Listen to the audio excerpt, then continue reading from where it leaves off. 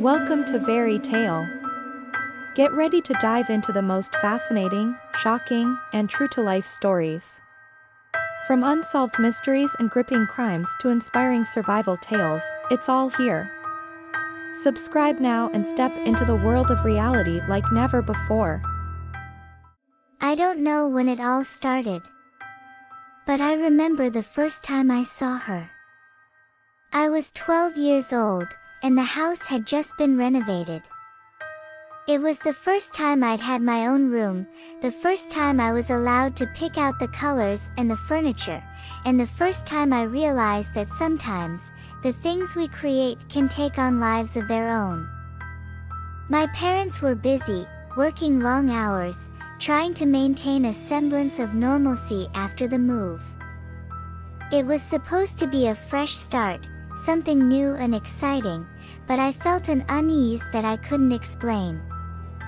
I was never the kind of girl who believed in ghosts or things like that, but that house, there was something off about it. It was the mirrors, I think. Or maybe it was just the one in my room. It stood in the corner, framed in dark wood, an antique piece that my mother insisted was a family heirloom, passed down through generations. It was beautiful, no doubt, with intricate carvings and polished glass, but every time I looked into it, I felt like there was someone, staring back at me. I know it sounds ridiculous, but the feeling was there. And over time, it grew stronger. The first time I saw her clearly, I was brushing my hair in front of the mirror. I had just finished my homework, and the quiet of the house made everything seem strange and still. My parents weren't home yet, and the only sound in the room was the soft swish of my brush through my hair. It was then, out of the corner of my eye, that I saw her. A shadowy figure, standing just behind me in the reflection. At first, I thought it was just the light playing tricks on me, or maybe it was my own reflection, out of sync with my movements. But when I turned around, the room was empty. My heart raced in my chest, and I quickly turned back to the mirror, half expecting her to still be there. But there was nothing. Just me. I shook my head, trying to dismiss the thought. It had to be my imagination, I told myself. After all, I was just a kid. But the feeling lingered. The next few days were a blur of unease. I tried to avoid the mirror whenever I could, but it was always there, in the corner of my room, watching me.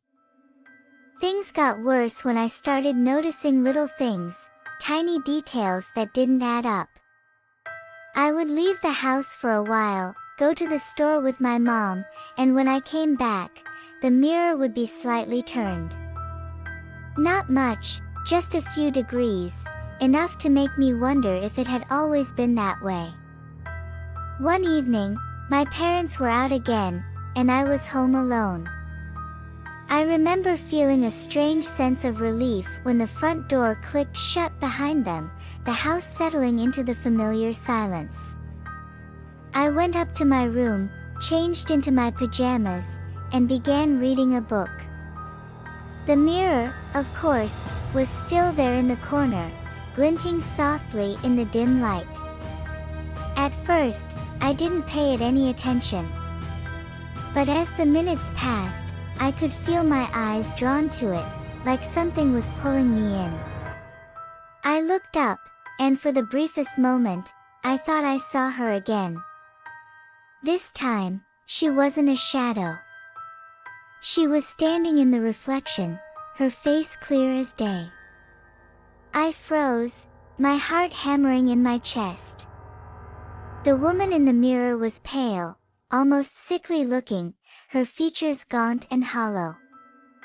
Her hair hung in tangled strands around her face, and her eyes were wide, too wide, as if she'd been staring at me for hours. She didn't move. She just watched me. I don't know how long I stood there, staring back at her, but eventually, I forced myself to break the connection, to look away. My breath came in short gasps, and I could feel the cold sweat trickling down my back. I quickly turned on the light and ran out of the room, slamming the door behind me. I tried to tell myself that it was just a trick of the light, a figment of my overactive imagination. But something inside me knew it wasn't. I wasn't alone in that room. The next few days were a blur of paranoia. I couldn't shake the feeling that she was still watching me. Every time I walked past the mirror, I could feel her presence, like she was just behind me, waiting for me to look. But when I did, there was nothing. Just my reflection. But one night, everything changed. It was late, much later than I should have been up. I had been in bed for hours, staring at the ceiling, unable to sleep. The house was silent. So quiet that the creaks and groans of the old wood were almost deafening. And then I heard it. A soft scratching sound, coming from my room. At first, I tried to ignore it, thinking it was just the house settling. But it kept going, slowly, persistently. Like fingernails scraping against glass. I couldn't take it anymore. My curiosity and fear got the better of me.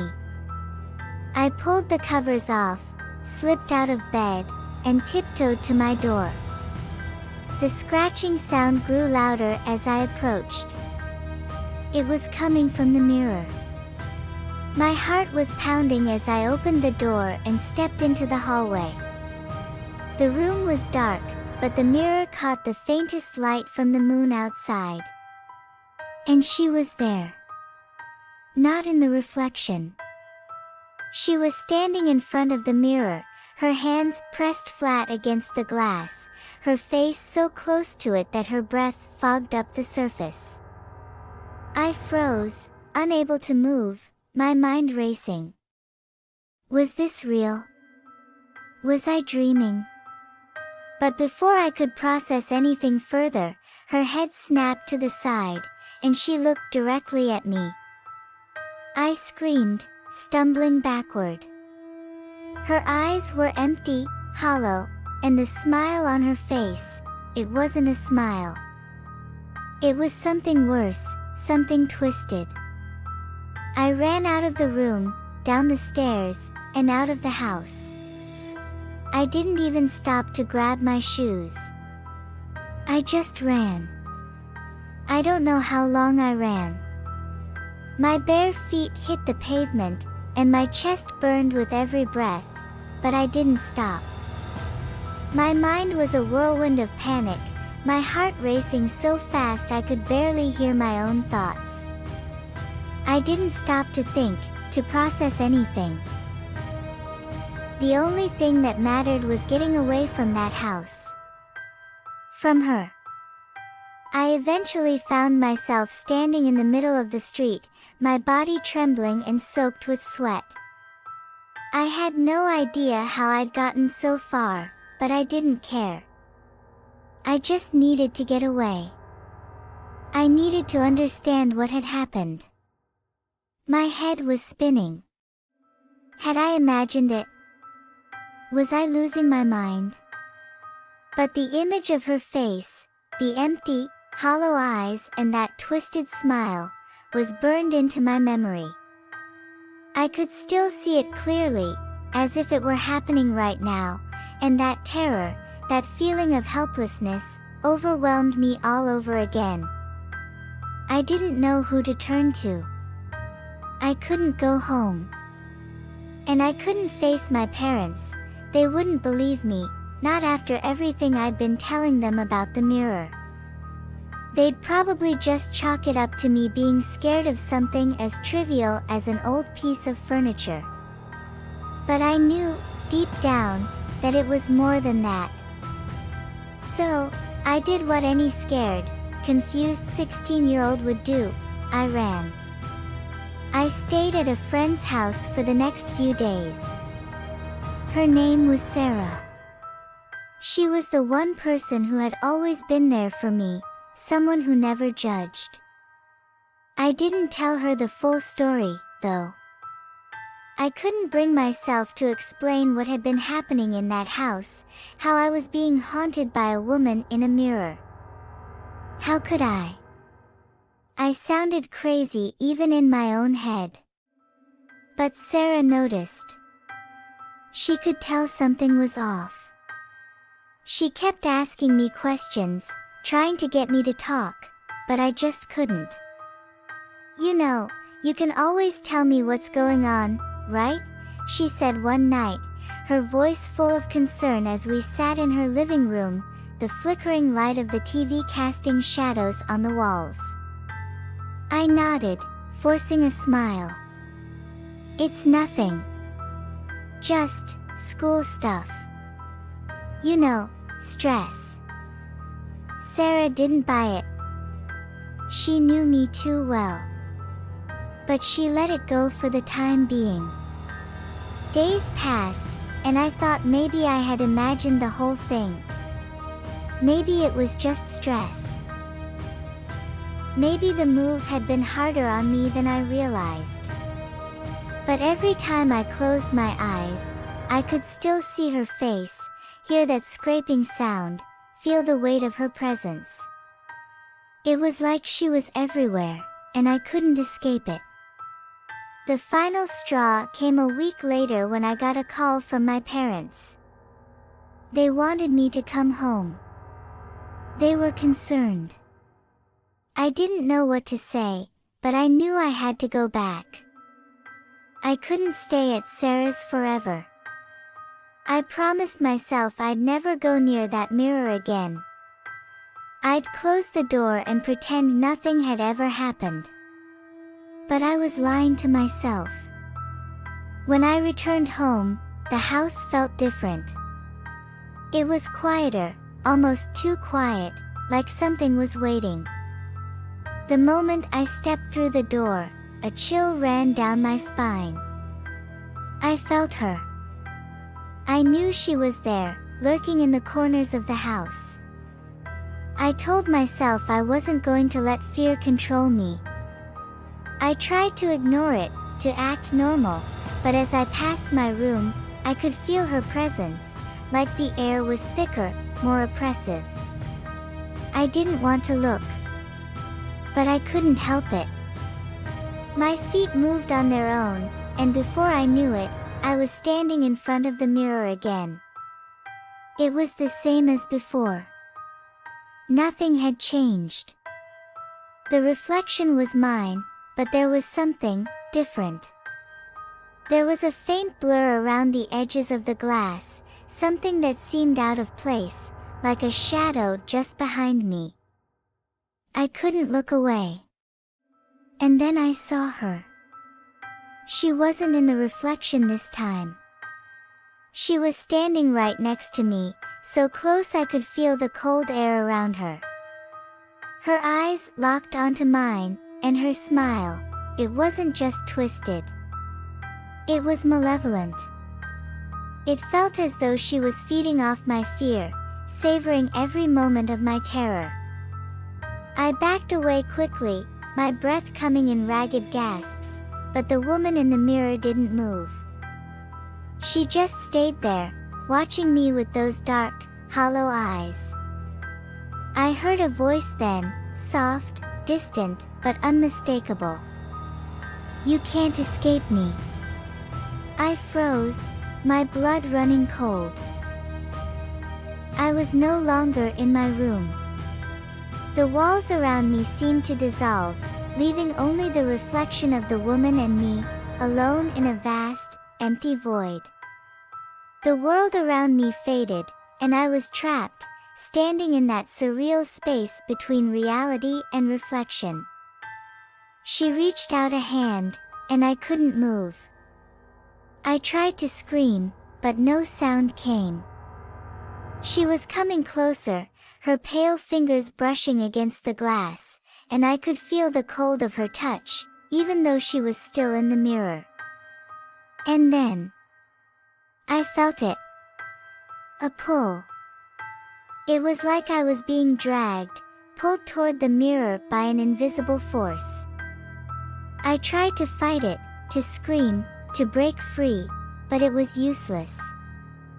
The more I struggled, the tighter her grip became. Her hand was no longer just against the glass. It was inside the mirror now, and I could feel the icy chill of her touch on my arm.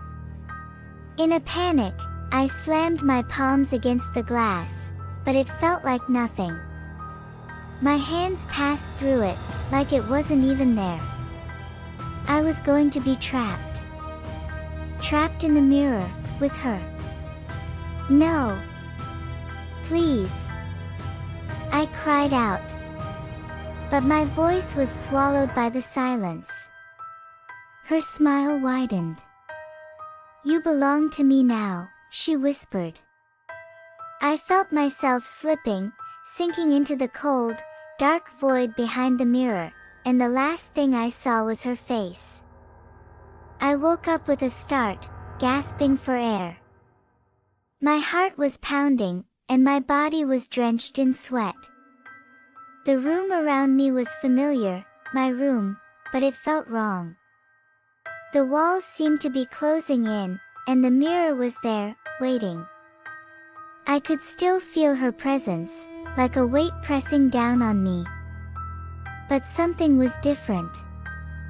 The mirror, her reflection, wasn't the same. She was standing there, but this time, I wasn't the only one in the reflection. There was someone else, standing next to me. A figure. A shadow. And I realized, it was me. I had become her.